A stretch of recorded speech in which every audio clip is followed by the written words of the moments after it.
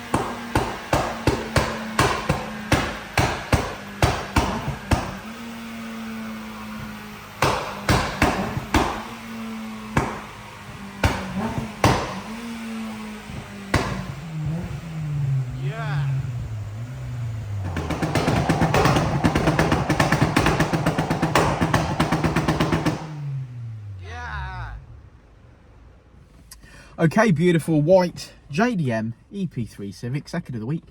Yeah, this car's a weird one because this car had an engine failure.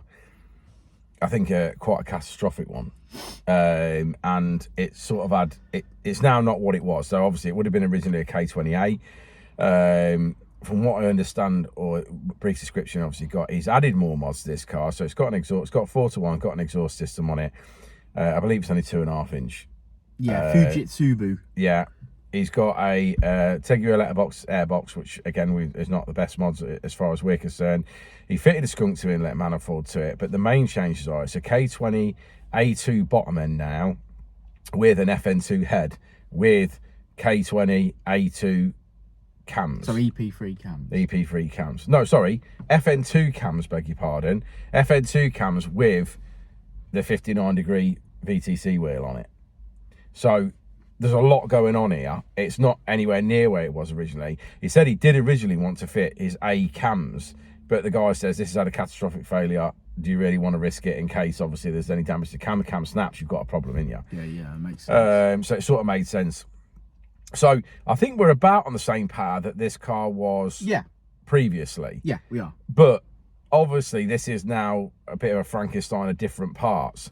So obviously I think that's all right, considering we've lost the cams and we're using an FN2 head on the EP3 bottom end with FN2 cams with EP3 cam gear. I think that's doing all right. You know what I mean? Well, it's tuned, ain't it? And it's had its best go, ain't it? So I think same power as before. back on the road, loving it. Yeah, I think there's power to be had here. I think the exhaust would make power with a better exhaust and certainly a better induction kit. And I think that this car will be back up on power.